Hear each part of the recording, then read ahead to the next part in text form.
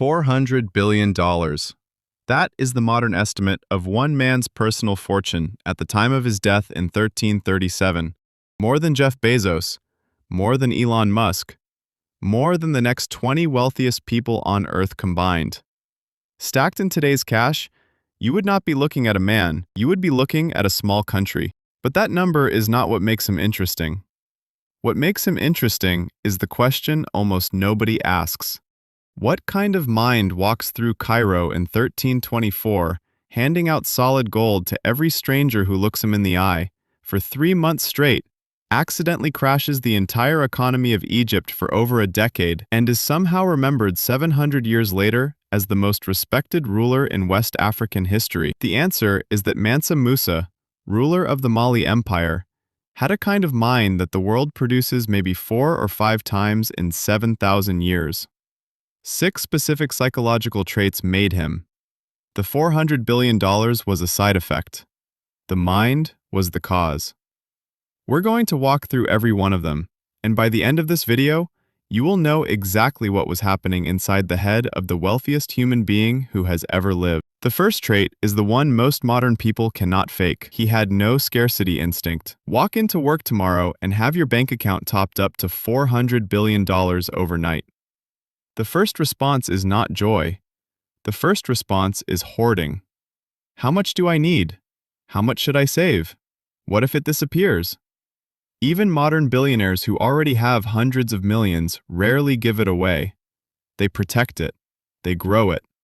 The scarcity instinct never quite leaves them. No story of him refusing to give. Every Arab chronicler who wrote about him said the same thing. He gave gold the way other people give time, casually, without keeping score. By his 30s, he ruled an empire that produced half of all the gold in the medieval world.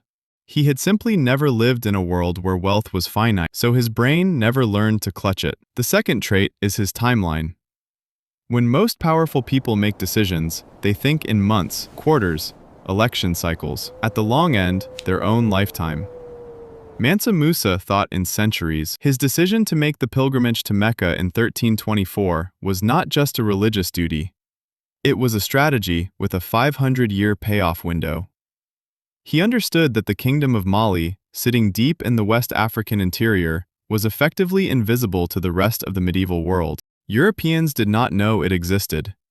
The Arab world had only heard rumors, so he decided to introduce himself, personally, with theater. The procession he assembled was unlike anything the medieval world had ever seen. 60,000 men, 12,000 attendants in matching Persian silk, a vanguard of 500 slaves, each carrying a 4-pound staff of solid gold, 100 camels, each carrying 300 pounds of gold in saddle packs. The whole procession stretched for miles across the Sahara. He was not going to Mecca to worship privately. He was making sure every single person in every city he passed through would tell their grandchildren about it, and those grandchildren would tell their grandchildren. The procession was not a journey. It was a permanent installation in the collective memory of the entire Eastern Hemisphere. 700 years later, you and I are still talking about it. He calculated for that. The third trait is the rarest. He understood that reputation, properly built, functions as physical infrastructure. Before the pilgrimage, Mali was a wealthy regional power. After the pilgrimage, Mali was the most famous kingdom on earth. The famous Catalan Atlas of 1375, drawn 50 years after Musa's visit, depicts him sitting on a throne in West Africa, holding a single piece of gold the size of his fist. Spanish mapmakers who had never met an African put him on the map as a destination, like a star on a tourism brochure. Every merchant in Cairo wanted Mali gold. Every scholar wanted a Mali patron. Every architect wanted a Mali commission. Traders started arriving in Timbuktu from places they had never gone before. Scholars from Cairo, Andalusia, Persia, architects from Granada. Mali had not just become rich. It had become a magnet. Mansa Musa treated it as a tool and invested in it the way modern people invest in stocks, calmly, deliberately, in something that would compound for decades after his lifetime. His fortune was the largest in history. The reputation he built with it was worth more than the fortune. The fourth trait makes him hardest to file in any modern category.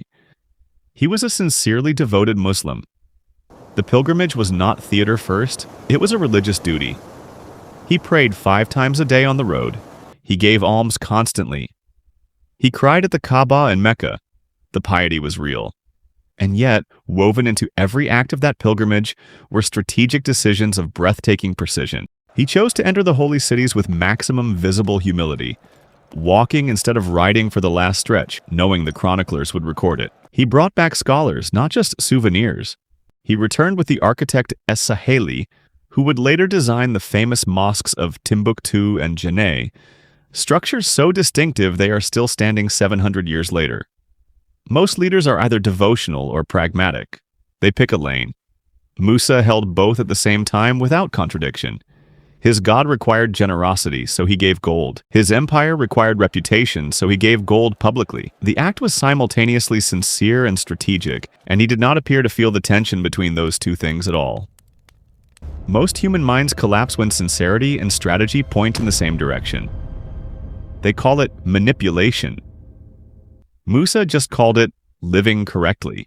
The 5th trait is the one almost no one mentions. By the time the pilgrimage left Egypt, Cairo's economy was in shambles. So much Mali gold had entered circulation in 3 months that the value of gold itself had collapsed. Price of bread doubled. Wages were paid in worthless metal. Merchants who had taken gold as payment found it bought half of what it had bought before. Egypt was looking at over a decade of inflation triggered by one visiting king. Mansa Musa heard about it on the road back and did something almost no powerful person in history has ever done. He course-corrected. He sent agents back to Cairo with orders to buy back as much Mali gold as they could find, at any price, even paying high interest to do it. He pulled tons of his own gold out of circulation, knowing it would cost him a fortune, knowing it would only partly fix what he had broken. It is one of the only documented cases in human history of a single individual single-handedly trying to undo a macroeconomic disaster he caused by accident. Most people, told they had broken something this large, would have denied responsibility or done nothing. Musa heard the news, understood the math, and quietly moved to fix it from the road home.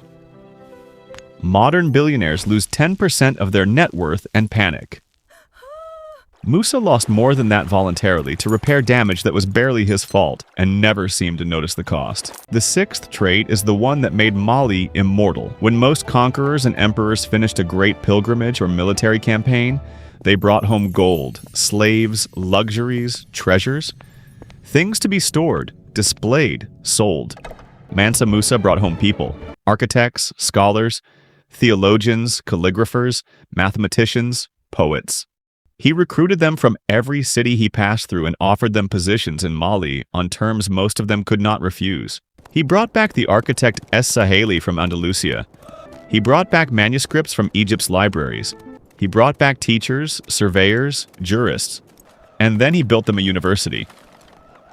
The Sankore Madrasa in Timbuktu became one of the great intellectual centers of the medieval world. At its peak, it held 25,000 students and a library of close to 700,000 manuscripts at a time when the largest libraries in Europe held barely a few thousand. Timbuktu became synonymous with learning. The phrase "from here to Timbuktu" still survives in English today, almost 700 years later, because the place was once the absolute outer edge of human knowledge. Musa did not just spend his fortune, he converted it into a permanent intellectual infrastructure. The gold was finite.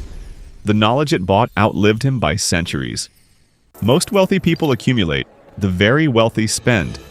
Almost no one alchemizes wealth into something that survives long after the money itself is gone. So here's the strange truth about Mansa Musa. The $400 billion was never the point. It was a side effect. It was what naturally happened when 6 rare psychological traits aligned in one human being and were given an empire to operate in. He had no scarcity. He thought in centuries. He treated reputation as infrastructure. He fused devotion with strategy. He course-corrected mistakes at imperial scale. And he traded gold for knowledge that outlived him by 700 years. You will never meet anyone alive today with all 6 of these traits. You may meet someone with 1 or 2. The very rare among us have 3. The combination of all 6 in a single mind has happened maybe 4 or 5 times in 7,000 years, and one of those times was a man named Mansa Musa. ruling an empire in the West African interior in the 14th century. The $400 billion was the receipt. The mind was the cause. If you watch this far, the channel's already for you. Subscribe.